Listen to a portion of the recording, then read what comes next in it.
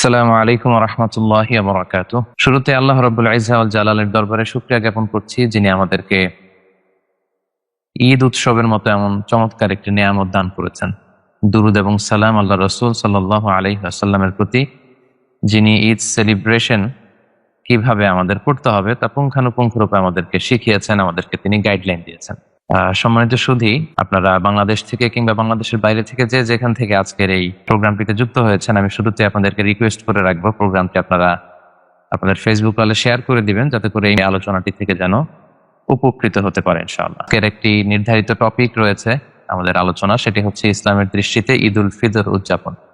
ঈদ শব্দটা শুনলে আমাদের কেমন যেন একটা আনন্দ, উৎসব, একটা ভালো লাগা আমাদের মধ্যে কাজ করে, কারণ ঈদ শব্দের অর্থই হচ্ছে আনন্দ, খুশি বা আনন্দ। আবার ঈদের আরেকটা অর্থ হচ্ছে যেটা বারবার ফিরে আসে, আদা ইয়াউদু থেকে, যেহেতু বছর ঘুরে এটা বারবার আমাদের মাঝে ফিরে আসে, এজন্য ঈদকে ঈদ বলা হয়। এবং আমাদের যে ধর্মীয় উৎসব দুটি, ঈদ উল ফিতর এবং ঈদ উল আজহা, এই উৎসব দুটি বেসিক্যালি চাঁদের সাথে সম্পৃক্ত আমরা জানি। কারণ আমরা যখন সিয়াম পালন শুরু করেছি, সেটাও আমরা চাঁদ দেখে শুরু করেছি, এবং ঈদ উদযাপন, ঈদ সেলিব্রেশন, এটাও কিন্তু চাঁদের সাথে সম্পৃক্ত। কারণ আল্লাহর হাবিব সাল্লাল্লাহু আলাইহি ওয়াসাল্লাম ইরশাদ করেছেন সহিহ বুখারীর বর্ণনায়, সুমু লিরুইয়াতিহি ওয়া আফতিরু লিরুইয়াতিহি, অর্থাৎ তোমরা চাঁদ দেখে সিয়াম পালন শুরু করবে এবং চাঁদ দেখে তোমরা সিয়াম ভঙ্গ করে ঈদ উদযাপন শুরু করবে। অর্থাৎ এটা মুন সাইটিং এর সাথে সম্পৃক্ত।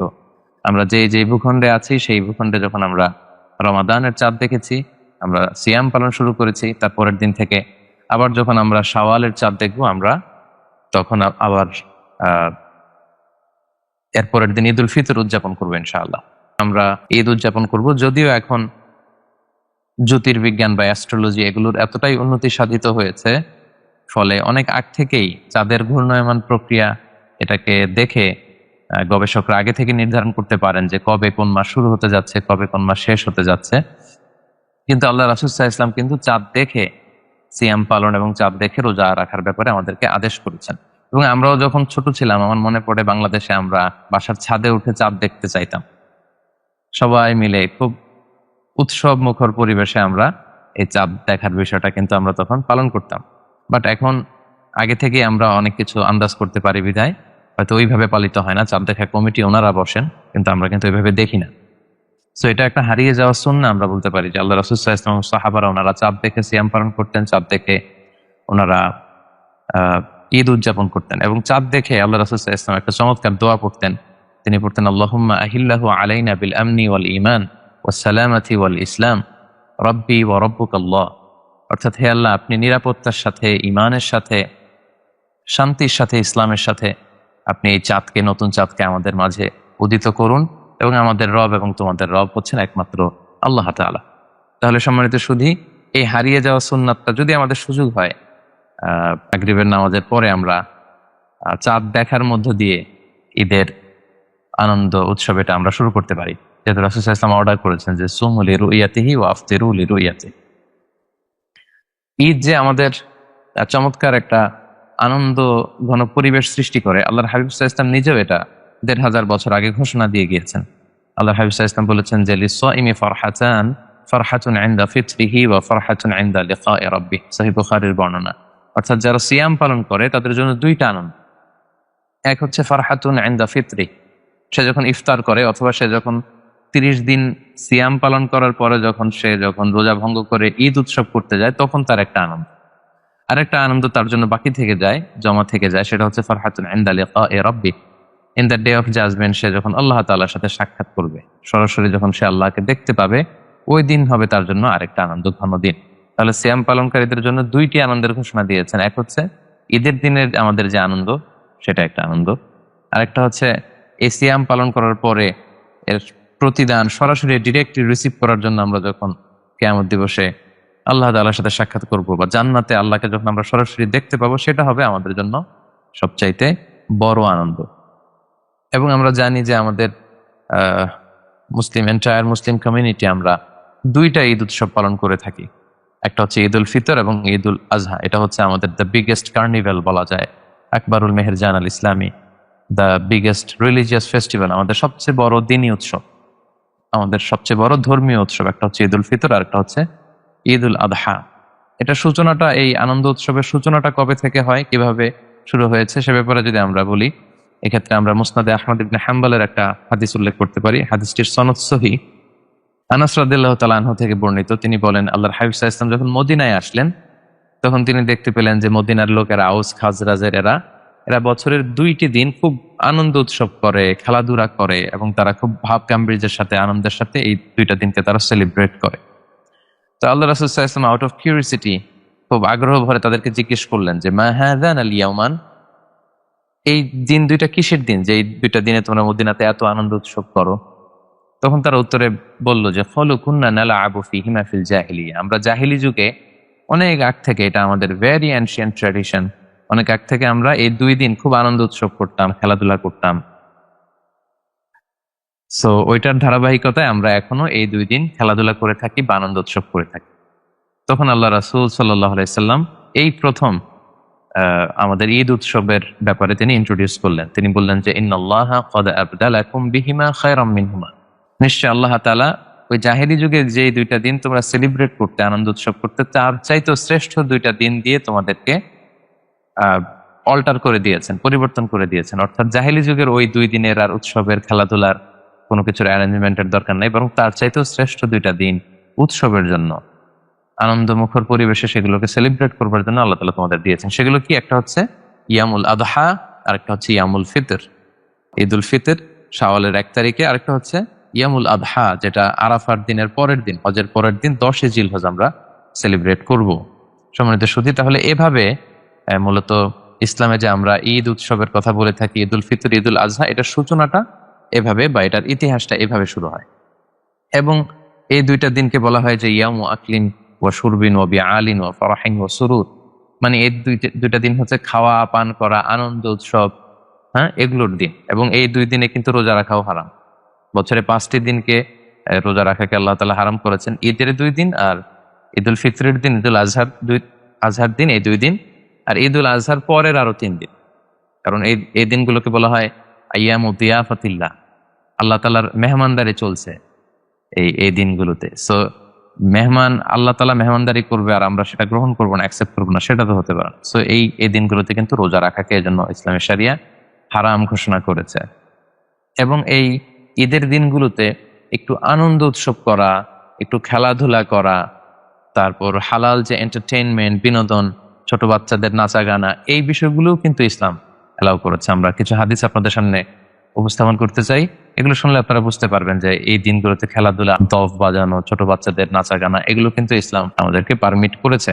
সহিহ বুখারীর একটি বর্ণনায় এসেছে যে ঈদের দিনে মসজিদে নববীর পাশে আহলুস সুদান, সুদানি সাহাবারা, নিগ্রু যে সাহাবারা আছে, তারা খেলাধুলা করত। তারা তীর দিয়ে এবং ঢাল দিয়ে তারা খেলাধুলা করত। এবং সহিহ বুখারীর বর্ণনায় এসেছে যে আল্লাহ রাসূল সাল্লাল্লাহু আলাইহি ওয়াসাল্লাম সেই খেলা উপভোগ করছিলেন ঘর থেকে। আমরা জানি যে আল্লাহর হাবিব সাল্লাল্লাহু আলাইহি ওয়াসাল্লামের ঘরগুলো ছিল মসজিদে নববীর সাথে অ্যাটাচ করা। যতজন স্ত্রী, প্রত্যেক স্ত্রীর জন্য তিনি একটা করে ঘর দিয়েছিলেন। ওনার নিজের আলাদা করে ঘর ছিল না। ওই স্ত্রীদের ঘরগুলোতে, আমাদের আম্মা জান, ওনাদের ঘরগুলোতে আল্লাহ রাসূল সাল্লাল্লাহু আলাইহি ওয়াসাল্লাম দিনাতিপাত করতেন বা রাত্রি যাপন করতেন। তো রাসূল সাল্লাল্লাহু আলাইহি ওয়াসাল্লাম যখন খেলা দেখছিলেন, আম্মা জান আয়েশা রাদিয়াল্লাহু তাআলা আনহা উনিও খেলা দেখার জন্য একটা আগ্রহ পোষণ করলেন, কিন্তু উনি তো পর্দার বাইরে এসে খেলা দেখতে পারবেন না। তখন আল্লাহর হাবিব সাল্লাল্লাহু আলাইহি ওয়াসাল্লাম আম্মা জান আয়েশাকে বললেন যে আয়েশা, এই যে তীর আর ঢাল দিয়ে যে ওরা খেলছে, তুমি কি দেখতে চাচ্ছ, এই খেলা উপভোগ করতে চাচ্ছ? হাদিসের টেক্সটটা ছিল এরকম, তাশতাহিন তানজুরিন, মানে তুমি কি এই খেলা উপভোগ করতে চাচ্ছ আয়েশা?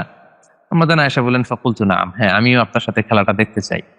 ফাআকামানি ওয়ারাআহু, তখন আল্লাহ রাসূল সাল্লাল্লাহু আলাইহি ওয়াসাল্লাম আমাকে পিছনে দাঁড় করালেন আর উনি সামনে ব্লক হয়ে দাঁড়ালেন যাতে পর্দা লঙ্ঘিত না হয়।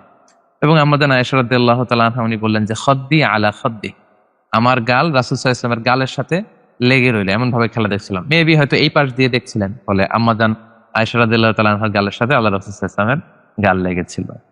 এবং আম্মা জান আয়েশা রাদিয়াল্লাহু তাআলা আনহা বর্ণনা করেন, আল্লাহ রাসূল সাল্লাল্লাহু আলাইহি ওয়াসাল্লাম শুধু খেলা দেখছিলেনই না, তিনি গাইড দিচ্ছিলেন এবং তিনি সবাইকে বলছিলেন যে আরো চমৎকার ভাবে খেলো, ক্যারি অন, আমরা যেটা বলি হাদিসের ভাষ্য অনুযায়ী, দুনাকুম ইয়া বানি আরফিদা, মানে বনু আরফিদা গোষ্ঠী ওখানে ছিল। আল্লাহ হাবিব সাল্লাল্লাহু আলাইহি ওয়াসাল্লাম বললেন যে দুনাকুম বানি আরফিদা, এইভাবে খেলো, এইভাবে।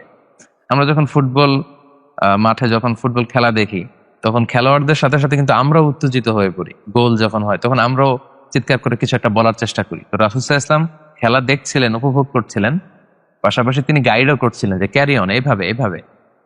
তিনি আরো বেশি ইনভলভ হওয়ার চেষ্টা করছিলেন খেলা দেখার পাশাপাশি। দীর্ঘ সময় ধরে আল্লাহ রাসূল সাল্লাল্লাহু আলাইহি ওয়াসাল্লাম এবং আম্মা জান আয়েশা রাদিয়াল্লাহু তাআলা আনহা ওনারা খেলা উপভোগ করলেন। এরপর আম্মা জান বলেন, আমি যখন ক্লান্ত হয়ে গেলাম, আল্লাহ রাসূল সাল্লাল্লাহু আলাইহি ওয়াসাল্লাম আমাকে জিজ্ঞেস করলেন, হাসবুকি ইয়া আয়েশা, আয়েশা তোমার জন্য কি যথেষ্ট হয়েছে? তুমি কি প্রাণ ভরে খেলা উপভোগ করেছো?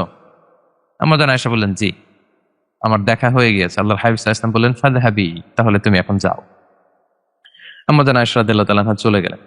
সম্মানিত দিনী ভাই এবং বোনেরা, এই যে সহিহ বুখারীর এই বর্ণনা থেকে কিন্তু আমরা বুঝতে পারি যে ঈদের দিন আলাদা করে আনন্দ উৎসবের জন্য ওনারা খেলাধুলার আয়োজন করতেন সাহাবারা, এবং সেই খেলা আল্লাহ রাসূল সাল্লাল্লাহু আলাইহি ওয়াসাল্লাম উপভোগ করেছেন। আমাদের প্রিয় আম্মা জান আল্লাহ রাসূল সাল্লাল্লাহু আলাইহি ওয়াসাল্লামের প্রিয়তমা সহধর্মিণী আয়েশা রাদিয়াল্লাহু তাআলা আনহা উনিও উপভোগ করেছেন। তাহলে এই হাদিস থেকে আমরা বুঝতে পারি এই দিন একটু খেলাধুলা, একটু আনন্দ উৎসব, এগুলোর শুধু সুযোগ আছে বলবো না, এগুলো ইসলাম আরো ইন্সপায়ার করেছে, আমরা এভাবে বলতে পারি। আরো একটি বর্ণনা থেকে আমরা পাই যে আল্লাহ রাসূল সাল্লাল্লাহু আলাইহি ওয়াসাল্লাম ঈদের কোনো একদিন, এই বর্ণনাটি খুব সম্ভবত এসেছে, এটাও সহিহ বুখারীতে এসেছে, ঈদের কোনো একদিন আম্মা জান আয়েশা রাদিয়াল্লাহু তাআলা আনহার ঘরে আল্লাহ রাসূল সাল্লাল্লাহু আলাইহি ওয়াসাল্লাম যখন গেলেন, তখন আনসারী দুইটা ছোট্ট মেয়ে তারা কবিতা পাঠ করছিল, নেচে গিয়ে কবিতা, বআজ যুদ্ধের যে কবিতা, এগুলো পাঠ করছিল, সাথে তারা দফ বাজাচ্ছিল। ইন দ্য মিন টাইম আবু বকর রাদিয়াল্লাহু তাআলা আনহু তিনি ঘরে প্রবেশ করলেন। ঘরে প্রবেশ করে দেখলেন যে রাসূল সাল্লাল্লাহু আলাইহি ওয়াসাল্লাম শুয়ে আছেন, আর পাশে দুইটা আনসারী ছোট্ট মেয়ে তারা দফ বাজিয়ে নেচে গিয়ে বুয়াস যুদ্ধের যে কাহিনী, অর্থাৎ জাহিলি যুগে আউস এবং খাজরাজের একটা ঐতিহাসিক যুদ্ধ ছিল যেটা অনেক লম্বা সময় ধরে চলছিল, সেটার গান বা কবিতা তারা আবৃত্তি করছিল। আবু বকর রাদিয়াল্লাহু তাআলা আনহু এই দৃশ্য দেখে তিনি রেগে গেলেন। তিনি বললেন, আমি মিজমারাতুশ শাইতানি ফি বাইতি রাসূলিল্লাহ, আল্লাহর রাসূলের ঘরে শয়তানের মিজমার, মিউজিক বা বাজনা, বের হও তোমরা। আবু বকর রাদিয়াল্লাহু তাআলা আনহুকে যখন রেগে যেতে দেখলেন আল্লাহ রাসূল সাল্লাল্লাহু আলাইহি ওয়াসাল্লাম, আল্লাহ রাসূল সাল্লাল্লাহু আলাইহি ওয়াসাল্লাম উঠে আসলেন। উঠে এসে বললেন, দা'হুমা ইয়া আবা বকর, হে আবু বকর, থাক, ছেড়ে দাও না, ছাড়ো না, অসুবিধা নেই, কারণ ইন্না লিকুল্লি কওমিন ঈদান ওয়া হাযা ঈদুনা, নিশ্চয়ই প্রতিটি জাতি গোষ্ঠীর আনন্দ উৎসবের একটা দিন থাকে, যে দিনে তারা খুব বেশি আনন্দ উৎসব করে, উৎফুল্ল থাকে, তাদের উচ্ছ্বাস প্রকাশ করে। তো আমাদের মুসলিম কমিউনিটির জন্য আজকের দিনটা হচ্ছে সেই আনন্দ উৎসবের দিন। সো তারা একটু আনন্দ উৎসব, একটু দফ বাজানো, কবিতা আবৃত্তি করে এগুলো করতেই পারে, তাদেরকে ছাড়ো। তো এই হাদিস থেকেও কিন্তু বোঝা যাচ্ছে যে আল্লাহ রাসূল সাল্লাল্লাহু আলাইহি ওয়াসাল্লাম আবু বকর রাদিয়াল্লাহু তাআলা আনহুকে নিষেধ করছেন যে তাদের উপর তুমি চটে যেও না, রেগে যেও না, কারণ আজকে আমাদের ঈদের দিন, আজকে আমাদের আনন্দের দিন। তাহলে সহিহ বুখারীর এক হাদিস থেকে দেখলাম যে মসজিদে নবীর পাশে সাহাবারা খেলাধুলার আয়োজন করতেন, আল্লাহ রাসূল সাল্লাল্লাহু আলাইহি ওয়াসাল্লাম এবং আম্মা জান আয়েশা রাদিয়াল্লাহু তাআলা আনহা ওনারা এটা উপভোগ করেছেন। এই হাদিস থেকে দেখলাম ছোট্ট মেয়েরা তারা বুয়াজ যুদ্ধের গান গাচ্ছিল, কবিতা আবৃত্তি করছিল দফ বাজিয়ে বাজিয়ে। আবু বকর রাদিয়াল্লাহু তাআলা আনহু যখন রেগে গেলেন, আল্লাহ রাসূল সাল্লাল্লাহু আলাইহি ওয়াসাল্লাম নিষেধ করলেন। তাহলে এ থেকে বোঝা যায় এই দিনগুলো হচ্ছে আমাদের আনন্দ উৎসবের দিন। আমরা বৈধ যে কোনো ধরনের আনন্দ উৎসব করতে পারি। আমরা ছেলেরা আমাদের মতো করে আমরা গ্যাদারিং করতে পারি, উৎসব করতে পারি। আমাদের বোনেরা তাদের মতো করে তারা ফ্যামিলি গ্যাদারিং করতে পারে। কিন্তু এখানে প্রাপ্তবয়স্ক কোনো নারী পুরুষ মিক্স আপ করে, মিক্সিং করে, ফ্রি মিক্সিং করে গ্যাদারিং গুলো করা যাবে না। ছেলেরা ছেলেদের পোর্শনে, মেয়েরা মেয়েদের পোর্শনে। আর ছোট্ট অপ্রাপ্তবয়স্ক ছেলে মেয়েরা তারা নেচে গেয়ে কোনো ধরনের আনন্দ উৎসব প্রকাশ করলে এতে দোষণীয় কিছু নেই, বরং এটা ঈদের সাথে বেশ সামঞ্জস্যশীল বলে আমরা মনে করি। সম্মানিত সুধী, তাহলে আমরা আমাদের ঈদ উৎসবের ইতিহাস, ঈদে রাসূল সাল্লাল্লাহু আলাইহি ওয়াসাল্লাম কি কি করতেন, এটাকে উৎসব হিসেবে পেশ করার জন্য যে সমস্ত হাদিসগুলো আছে সেগুলো আমরা আপনাদের সাথে শেয়ার করলাম। এ পর্যায়ে কিভাবে আমরা ঈদ উল ফিতর সেলিব্রেট করব এবং আল্লাহ রাসূল সাল্লাল্লাহু আলাইহি ওয়াসাল্লাম এবং সাহাবারা ওনারা কিভাবে ঈদ উদযাপন করতেন, এ ব্যাপারে আমরা কিছু কথা বলব। সর্বপ্রথম যে ব্যাপারটি আমি বলবো যে আমাদের যাদের সদাকাতুল ফিতর বাকি আছে, এই সদাকাতুল ফিতরটা আমাদের আদায় করে দিতে হবে। এটা কেন আদায় করতে হয়? এটাকে রাসূল সাল্লাল্লাহু আলাইহি ওয়াসাল্লাম আমাদের জন্য ফরজ করেছেন বা ওয়াজিব করেছেন। এর কারণ হচ্ছে আল্লাহর হাবিব সাল্লাল্লাহু আলাইহি ওয়াসাল্লাম বলেছেন যে দুইটা এখানে রিজন আছে বা সিগনিফিকেন্স আছে এই সদাকাতুল ফিতরের। এক হচ্ছে তুহরাত্তান লিসাইমি মিনাল লাগবি ওয়ার রাফাস, অর্থাৎ রোজা রাখতে যে আমরা হয়তো কিছু ভুল ত্রুটি করে ফেলেছি, এই ভুল ত্রুটিগুলো থেকে আল্লাহ তাআলা যেন আমাদেরকে ত্রুটিমুক্ত করেন, কিংবা আমাদেরকে পিউরিফিকেশনের জন্য এই সাদাকাতুল ফিতরকে ওয়াজিব করে দেওয়া হয়েছে। এই সাদাকাতুল ফিতর যদি আমরা দেই, তাহলে যে ভুল ত্রুটিগুলো হলো এগুলো আল্লাহ মাফ করে দিয়ে পুরো সিয়ামকে আল্লাহ তাআলা কবুল করে নেবেন। সাদাকাতুল ফিতরের আরেকটা সিগনিফিকেন্স হচ্ছে তু'মাতান লিল মাসাকিন, মিসকিনদের, যারা সুবিধা বঞ্চিত, অসহায়, অসচ্ছল, গরিব মিসকিন, ঈদের দিনে তাদের ঘরে যেন পর্যাপ্ত খাবার থাকে, এটা এনশিওর করা। অর্থাৎ আমরা আমাদেরকে যাদেরকে আল্লাহ তাআলা সচ্ছলতা দিয়েছেন, আমরাই শুধু ঈদ সেলিব্রেট করবো, আনন্দ উৎসব করবো, আর যারা অসচ্ছল তারা ঈদ উদযাপন করতে পারবে না, খাবার দাবার খেতে পারবে না, এটা তো আসলে সুন্দর হয় না ব্যাপারটা। ইসলাম আমাদেরকে এরকম উৎসাহিত করে না, আমাদেরকে বলেছে যে সবার ঘরে ঘরে যাতে আনন্দ পৌঁছে যায়, এজন্য সাদাকাতুল ফিতরের এই ব্যবস্থাপনা করা হয়েছে। তাহলে দুইটা কারণ, এক হচ্ছে আমাদের রোজার ভুল ত্রুটি মাফ করে দেয় এর মাধ্যমে, আরেকটা হচ্ছে তু'মাতান লিল মাসাকিন, মিসকিনরা, গরিব মিসকিনরাও যাতে ওই দিন তাদের ঘরে ফুড এনশিওর করার জন্য তারাও যাতে কিছু খেতে পারে এবং এই ঈদকে আনন্দের সাথে উদযাপন করতে পারে। এবং আল্লাহর হাবিব সাল্লাল্লাহু আলাইহি ওয়াসাল্লাম বলেছেন যে এটা ঈদগাহে যাওয়ার আগেই দিয়ে দিতে হবে। মান আদ্দাহা ক্বাবলা সলাতি ফাহিয়া যাকাতুন মাকবুলা, ঈদগাহে যাওয়ার আগে যে সাদাকাতুল ফিতর দেয় সে প্রকৃত সাদাকাতুল ফিতরের সওয়াবই পেল। আর ওমান আদ্দাহা বা'দা সলাতি ফাহিয়া সাদাকাতুম মিনাস সাদাকাত, যে ঈদের নামাজের পরে যদি কেউ এই সাদাকাতুল ফিতর দেয়, এটা নরমাল চ্যারিটি, সাধারণ ডোনেশন বা দান হিসেবে গণ্য হবে। সাদাকাতুল ফিতরের যে সওয়াব সেটা সে আর হাসিল করতে পারলো না। সো আমরা এখনো যারা সাদাকাতুল ফিতর আদায় করেনি, এটা যেন আমরা করে ফেলি। আল্লাহ রাসূল সাল্লাল্লাহু আলাইহি ওয়াসাল্লাম খাদ্য দিয়ে এটা আদায় করতে বলেছেন। আমাদের বাংলাদেশের যে খাবারগুলো মানুষ খায়, এই খাবারগুলো দিয়ে আপনি আদায় করতে পারেন এক সওয়াব পরিমাণ, তাহলে আমরা সাদাকাতুল ফিতর আদায় করে ফেলবো। এটা হচ্ছে ফার্স্ট এন্ড ফরমোস্ট রিমাইন্ডার আজকের জন্য। এবং ঈদুল ফিতরের সালাত কিছুটা দেরি করে পড়া মুস্তাহাব স্কলাররা বলেছেন, কারণ আর আজহার সালাত তাড়াতাড়ি পড়া হচ্ছে মুস্তাহাব, কারণ ঈদুল আজহার দিন ঈদের নামাজের পরও বড় একটা ওয়াজিব কাজ আছে, সেটা হচ্ছে কুরবানি। সো ঈদুল আজহা আগে আগে পড়তে হয়, আর ঈদুল ফিতর একটু দেরি করে পড়া মুস্তাহাব, কারণ হচ্ছে যাতে বেশি সংখ্যক লোক যাদের সাদাকাতুল ফিতর বাকি আছে তারা সেগুলো আদায় করে যেন ঈদগাহে আসতে পারে, এজন্য ঈদুল ফিতরের সালাত কিছুটা বিলম্ব করে পড়া মুস্তাহাব। আরেকটি বিষয় হচ্ছে মাগরিবের সালাতের পরপরই আল্লাহর বড়ত্বের ঘোষণা দিব, যেটাকে আমরা আত-তাকবীর বলি। আত-তাকবীর, আমরা তাকবীর দেব। ঈদুল আজহার তাকবীরটা এটা 5 দিন ব্যাপী, 9 তারিখ ফজর থেকে 13 তারিখ আসর পর্যন্ত, কিন্তু ঈদুল ফিতরের তাকবীর হচ্ছে শাওয়ালের চাঁদ দেখার পর থেকে মুসল্লায় যাওয়ার আগ পর্যন্ত। এবং এই তাকবীরের ব্যাপারে সূরাতুল বাকারায় আল্লাহ তাআলা ইরশাদ করছেন, যে আয়াতটি দিয়ে আমি আমার কথা আজকে শুরু করেছি, সেটা হচ্ছে ওয়ালিতুকাব্বিরুল্লাহ ওয়ালিতুকমিলুল ইদ্দাতা ওয়ালিতুকাব্বিরুল্লাহ আলা মা হাদাকুম ওয়া লাআল্লাকুম তাশকুরুন। অর্থাৎ প্রথমে তোমরা ওয়ালিতুকমিলুল ইদ্দা, তোমরা ইদ্দত পূরণ করবে, অর্থাৎ সিয়ামের যে পূর্ণ সময় 29 দিন বা 30 দিনের যে সিয়াম, এটা শেষ করবে।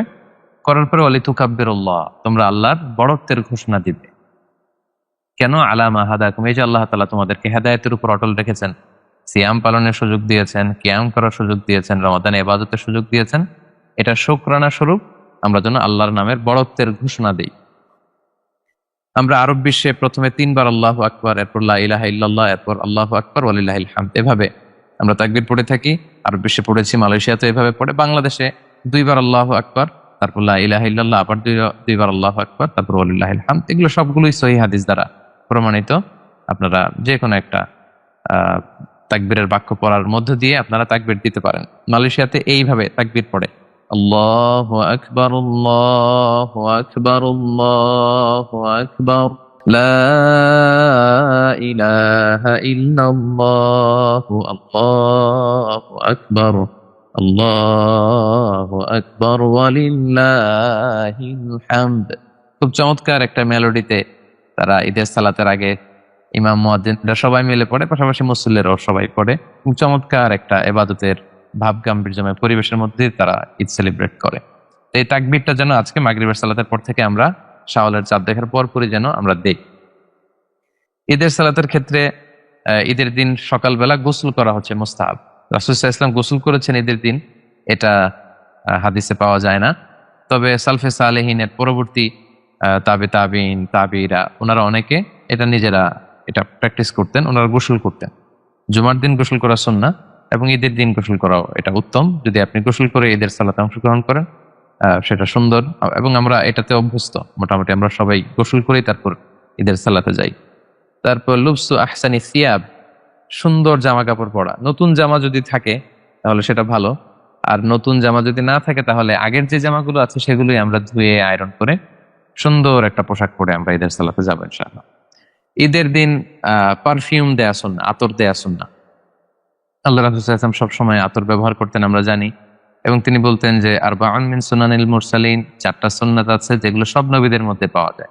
এর মধ্যে একটা হচ্ছে আল উতুর, এই আতর ব্যবহার করা, সুগন্ধি ব্যবহার করা। আল্লাহ রাসূল সাল্লাল্লাহু আলাইহি ওয়াসাল্লাম হাতের এইখানে সুগন্ধি ব্যবহার করতেন তালুতে, ফলে যার সাথে মুসাফা করতেন তাতে সবার সাথে বিষ্ণু নবী সাল্লাল্লাহু আলাইহি ওয়াসাল্লামের ব্যবহার করা হাতের সুগন্ধি চলে যেত। তিনি কপাল সিটি করে মাঝখানে আতর ঢেলে দিতেন, সাহাবারা বলতেন যে আতর বেয়ে বেয়ে পড়ছে, আমরা দেখতাম। তিনি যেখানে সিজদা দিতেন সেখানে আতরের ঘ্রাণ লেগে থাকতো। রাসূল সাল্লাল্লাহু আলাইহি ওয়াসাল্লাম সুগন্ধি ব্যবহার করতেন, আমরা ঈদগাহে যাওয়ার আগে সুগন্ধি ব্যবহার করতে পারি। এরপর ঈদুল ফিতরের সালাতে যাওয়ার আগে, ঈদগাহে যাওয়ার আগে মিষ্টি মুখ করে যাওয়া সুন্নাত। আল্লাহর হাবিব সাল্লাল্লাহু আলাইহি ওয়াসাল্লাম খেজুর খেয়ে যেতেন বেজোড় সংখ্যক, 1, 3, 5, 7 এরকম। তিনি খেজুর খেয়ে তারপরে ঈদগাহে যেতেন। আর ঈদুল আজহার দিন রাসূল সাল্লাল্লাহু আলাইহি ওয়াসাল্লাম ঈদগাহে যাওয়ার আগে, সালাতের আগে কিছু খেতেন না, বরং ঈদের সালাতের পরপরই তিনি কুরবানি করতেন, এবং কুরবানির গোশত দিয়েই তিনি সেদিন ওনার প্রথম খাবারটা, ফুডটা বা মিলটা তিনি নিতেন। ঈদগাহে যারা যাব, আপনারা খেজুর যদি বাসায় থাকে 1, 3, 5, 7 বেজোড় সংখ্যক খেজুর খেয়ে ঈদগাহে আপনারা যেতে পারেন। খেজুর না থাকলে পায়েস, ফিন্নি, যে কোনো ধরনের মিষ্টান্ন আমরা খেয়ে তারপরে ঈদগাহে যাব। ঈদের সালাতের ক্ষেত্রে আরেকটা সুন্নাহ হচ্ছে এক পথ দিয়ে যাওয়া আরেক পথ দিয়ে ফিরে আসা, ইফ পসিবল, যদি এটার সম্ভাবনা, সুযোগ যদি থাকে। এটার কারণ কি? কারণ অনেক মানুষের সাথে দেখা হবে, অনেক মানুষের সাথে শুভেচ্ছা বিনিময় হবে। তো এজন্য এটা যদি সুযোগ হয়, এটা আমরা চাইলে করতে পারি। এরপর ঈদের দিন আল্লাহ রাসূল সাল্লাল্লাহু আলাইহি ওয়াসাল্লাম বাসার সবাইকে একসাথে মিলে ঈদগাহে যেতে উৎসাহিত করেছেন। ছোট বাচ্চা, স্ত্রীরা, এমনকি মেনস্ট্রুয়েশনাল পিরিয়ড চলছে যে বোনদের, তাদেরকেও যেন ঈদগাহে নিয়ে যাওয়া হয় তিনি কমান্ড করেছেন। এর কারণ কি? কারণ এটা হচ্ছে আমাদের একটা ফেস্টিভ্যাল, একটা রিলিজিয়াস ফেস্টিভ্যাল। এটা আমাদের the biggest festival of Muslim community. So আমরা ঈদ উৎসব করবো, আমাদের বোনেরা, আমাদের বাচ্চারা ঘরে থাকবে এমনটা না, সবাই মিলে যেন আমরা ঈদগাহে যাই। আরব বিশ্বে আমরা সেটাই দেখেছি, নারী পুরুষ সবাই মিলে ঈদগাহে এসে, মসজিদে এসে ঈদ উদযাপন করছে। মালয়েশিয়াতেও আমরা এটা দেখেছি। আমাদের বাংলাদেশেও জাতীয় মসজিদ বাইতুল মোকাররমেও নারীদের জন্য আলাদা নিচের ফ্লোরে ব্যবস্থাপনা আছে, ওনারা সেখানে আলাদা অজুখানা আছে, আলাদাভাবে প্রবেশ পথ সেখানে পড়তে পারেন। আমাদের জাতীয় যে ঈদগাহ, জাতীয় ঈদগাহ ময়দানেও বোনদের জন্য আলাদা ঈদের সালাত করার ব্যবস্থাপনা আছে। তো তার মানে রাষ্ট্রীয়ভাবেও কিন্তু আমাদের নারীদের ঈদের সালাতের ব্যবস্থাপনা আছে। তো এক্ষেত্রে শর্ত হচ্ছে তাদের সেফটি, সিকিউরিটি, তাদের পর্দা, এই বিষয়গুলো এনশিওর করতে হবে। এগুলো যদি এনশিওর করা যায়, তাদের ঈদগাহে বা মসজিদে যাবে, প্রবেশ পথ ভিন্ন, তাদের অজুখানা ভিন্ন, তাদের সেফটি, সিকিউরিটি, তাদের হেজাব, এগুলো যদি এনশিওর করা যায়, আমাদের অন্যান্য জেলাতেও আমরা আস্তে আস্তে চাইলে কিন্তু এটা পালন করতে পারি। যাতে করে মেয়েদের অংশে মেয়েরা সালাত করলো। এবং এটা গুরুত্বপূর্ণ এজন্য কারণ ইমাম সাহেব ঈদের খুতবায় উম্মার বিভিন্ন ক্রাইসিস নিয়ে, বিভিন্ন সামর্থ্য, সম্ভাবনা, এগুলো নিয়ে কথা বলবে। আমাদের পুরো বছর ব্যাপী বিভিন্ন বিষয় নিয়ে গাইড করবেন, আমাদেরকে বিভিন্ন বিষয় নাসিহত করবেন। তো এটা শুধু আমরা পুরুষরা শুনবো, আমাদের বোনেরা শুনবে না, নারীরা এত বড় সেলিব্রেশনকে মিস করবে, এটা আসলে ইসলাম চায় না।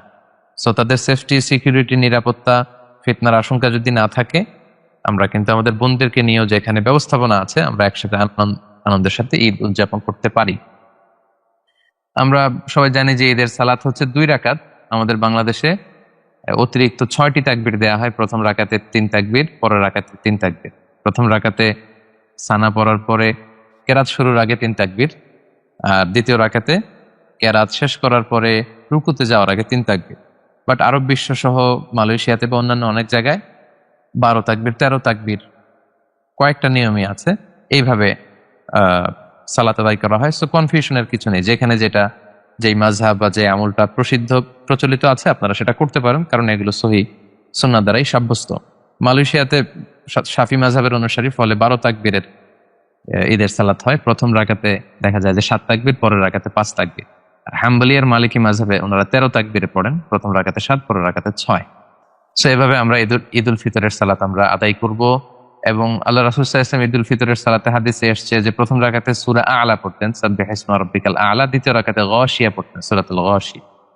আরেক বর্ণনা এসেছে প্রথম রাকাতে সূরা কাফ পড়তেন, এবং দ্বিতীয় রাকাতে তিনি সূরাতুল কামার পড়তেন। এগুলো আবশ্যকীয় কিছু না, যেহেতু হাদিস আমরা পাই, আমাদের প্রিয় নবী সাল্লাল্লাহু আলাইহি ওয়াসাল্লাম তিনি এভাবে ঈদের সালাত পড়তেন। আমরা চাইলে এই সূরাগুলো দিয়ে পড়তে পারি। ঈদের সালাতের পরে আরেকটা যে ব্যাপার রয়েছে সেটা হচ্ছে ঈদের খুতবা।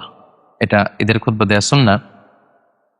এবং একটু আগে আমি বলেছি যে একজন ট্রু খতিব, ভালো খতিব, একজন যোগ্য খতিব, তার কাজ হচ্ছে পুরা মুসলিম উম্মার সমস্যার সম্ভাবনা নিয়ে উম্মাকে ইনস্ট্রাক্ট করা, গাইড করা। তো এই খুতবাগুলো ওই রকমই হওয়া উচিত। এবং এই খুতবা শোনা সুন্নাহ, আমরা যেন মনোযোগ দিয়ে খুতবাগুলো শুনি। এবং খুতবার পরে আমাদের ঈদের সালাতের, ঈদুল ফিতরের সালাতের যে আনুষ্ঠানিকতা, এটা শেষ হয়ে যায়। এরপর আমরা শুভেচ্ছা বিনিময় করতে পারি। সাহাবারা ঈদের দিন একে অপরের সাথে দেখা হলে ওনারা পড়তেন তাকাব্বালাল্লাহু মিন্না ওয়া মিনক, অর্থাৎ আল্লাহ তাআলা আমাদের পক্ষ থেকে তো আপনাদের পক্ষ থেকে আমাদের নেক কাজগুলো কবুল করে নিক। এই যে পুরো মানে রমাদানে, লং পিরিয়ড অফ টাইমে, হোল দ্য রমাদানে আমরা সিয়াম, আমাদের কিয়াম, আমাদের তেলাওয়াত, আমাদের সাদাকা, এগুলো করলাম, আল্লাহ তাআলার কাছে আমরা দোয়ার মতো করে এটা কিন্তু বলতে পারি যে তাকাব্বালাল্লাহু মিন্না ওয়া মিনক, মানে আল্লাহ তাআলা আমার ইবাদত, আপনার ইবাদত, এগুলো কবুল করে নিক। এটা ছাড়াও সুন্দর, সৌজন্যমূলক যে কোনো ভদ্র ভাষার ডিসেন্ট কোনো ওয়ার্ড দিয়ে আমরা শুভেচ্ছা বিনিময় করতে পারি। আমাদের বাংলাদেশে আমরা সাধারণত ঈদ মুবারক বলে অভ্যস্ত। এটা খুবই সুন্দর একটা ফ্রেজ, খুবই সুন্দর শব্দ। ঈদ মুবারক মানে ঈদ আমাদের জন্য বরকতময় হোক, মানে full of blessings and mercy হোক। চমৎকার একটা শুভেচ্ছা বিনিময়ের বাক্য, আমরা এটা বলতে পারি। অন্যান্য দেশে, অন্যান্য কালচারে যে সমস্ত শব্দ বা শব্দগুচ্ছের মাধ্যমে, ফ্রেজের মাধ্যমে শুভেচ্ছা বিনিময় করা হয়, আমরা এগুলো সবগুলোই করতে পারি, এতে কোনো বিধি নিষেধ নেই ইনশাআল্লাহ। তবে সাহাবারা তাকাব্বালাল্লাহু মিন্না ওয়া মিনক এটা পড়তেন। আমরা যেন এই সুন্নাহর সাথেও যাতে বা সাহাবাদের এই শুভেচ্ছা পদ্ধতির সাথেও যেন আমরা পরিচিত হই, আমরা চাইলে এটাও মুখস্থ করে একে অপরের সাথে শুভেচ্ছা বিনিময় করতে পারি। পাশাপাশি আমাদের দেশে মুসাফাহা করা, মুআনাকা করা, এগুলো সবগুলোই প্রশংসিত, এগুলো সবগুলোই করা যেতে পারে, এতে কোনো সমস্যা নেই। আমাদের বাংলাদেশে ঈদের সালাতের পরে দল বেঁধে গ্রামে দেখা যায় যে লোকজন কবর জিয়ারত করতে যায়। এটা ঈদের দিনের জন্য এরকম খাস করে নেয়া, অনেক স্কলাররা এটাকে মাকরু বলেছেন। যেহেতু ঈদ হচ্ছে একটা আনন্দের দিন, কবরে গেলে মানুষের কান্না আসে। হ্যাঁ, যাদের রেগুলার বেসিসে কবর জিয়ারত করার অভ্যেস আছে, সবসময় কবর জিয়ারত করা যায়। কবর জিয়ারত করা সুন্নাহ, কবর জিয়ারত করা এটা একটা ইবাদত, এবং ইবাদত হতে হবে শরীয়তের দেখানো পন্থায়। সো ঈদের দিনের জন্য খাস মনে করা, এরকম মনে করে এটা করা উচিত নয়, এটাকে অনেকে মাকরু বলেছেন। আর কারো যদি আদাত, অভ্যেস থাকে যে প্রতিদিনই তিনি তার মায়ের কবরের সামনে যে জিয়ারত করেন, তাহলে সেটা তিনি করতে পারেন ইনশাআল্লাহ। তাহলে সম্মানিত শুধু এভাবে কোরআন এবং সুন্নাহর আলোকে এই যে পয়েন্টসগুলো আপনাদের সামনে আমি উল্লেখ করলাম, এগুলোর মাধ্যমে কিন্তু, এগুলো ফলো করে কিন্তু আমরা চমৎকারভাবে আমাদের ঈদুল ফিতর আমরা সেলিব্রেট করতে পারি। এবং আমি বলেছি যে ঈদের দিন রোজা রাখা হারাম। আমাদের যে ঈদুল ফিতর, আমরা এদিন রোজা রাখতে পারবো না, আবার ঈদুল আজহার দিনে রোজা রাখতে পারবো না, আবার ঈদুল আজহার পরের যে 3 দিন, এই 5 দিন রোজা রাখা যায় না। কারণ এগুলো হচ্ছে আল্লাহর মেহমানদারির দিন। আল্লাহ তাআলা হচ্ছেন, তিনি হচ্ছেন আমাদেরকে মেহমানদারি করাচ্ছেন। সো এই দিনে খাওয়া পান করা, আত্মীয়দের বাসায় বেড়াতে যাওয়া, শুভেচ্ছা বিনিময় করা, উপহার, একে অপরকে উপহার দেওয়া, এগুলো হচ্ছে ঈদের সৌন্দর্যকে আরো বেশি করে ফুটিয়ে তোলে। সো আমরা ঈদের দিন রোজা রাখতে পারবো না। তবে ঈদুল ফিতরের পরে যে মাসটা, মানে ঈদুল ফিতর যে মাসে, অর্থাৎ শাওয়াল মাস, এই শাওয়াল মাসে কিন্তু আল্লাহর হাবিব সাল্লাল্লাহু আলাইহি ওয়াসাল্লাম 6টা রোজা রাখতেন। সো যেহেতু এটা কানেক্টেড, এজন্য আমি একটু করে বলে রাখি। আবু আইয়ুব আনসারী রাদিয়াল্লাহু তাআলা আনহু বর্ণনায় এসেছে যে আল্লাহর হাবিব সাল্লাল্লাহু আলাইহি ওয়াসাল্লাম বলেছেন, মান সামা রমাদানা সুম্মা আতবাআহু সিত্তাম মিন শাওয়ালিন কানা কাসিয়ামিদ দাহর। যে ব্যক্তি রমাদানের সিয়াম পালন করলো, এরপর শাওয়াল মাসে আবার 6টা রোজা রাখলো, সেজন্য সারা বছর ব্যাপী রোজা রাখলো। সুবহানাল্লাহ বিহামদি। অনেক বড় একটা সুযোগ আমাদের। রমাদান রোজা রেখে কেউ শাওয়ালের 6 রোজা রাখলে, সারা বছর রোজা রাখলে যে সওয়াব, সে পরিমাণ সওয়াব, রিওয়ার্ড আল্লাহ তাআলা তার আমলনামায় দিয়ে দিবেন। এই শাওয়ালের 6 রোজা আপনি ঈদের পরের দিন থেকে শুরু করে টানা একসাথেও 6টা রাখতে পারেন, ভেঙে ভেঙেও রাখতে পারেন। পুরো শাওয়াল মাসের মধ্যে 6টা রাখতে পারলেই এই শাওয়ালের নফল 6 রোজার এই সওয়াব কিন্তু আমরা হাসিল করতে পারি। তো সম্মানিত সুধী মণ্ডলী, এই ছিল ইসলামের দৃষ্টিতে ঈদ উদযাপনের ব্যাপারে আমার সংক্ষিপ্ত কিছু রিমাইন্ডার, কিছু আলোচনা। এখানেই আজকের ঈদ উদযাপনের ব্যাপারে আলোচনা শেষ করছি। হাদা মা ইনদি ওয়াল ইলমু ইনদাল্লাহি আলাইহি তাওয়াক্কালতু ওয়া ইলাইহি উনীব। সুবহানাকাল্লাহুম্মা বিহামদিকা আশহাদু আল্লা ইলাহা ইল্লা আনতা আস্তাগফিরুকা ওয়া আতুবু ইলাইক।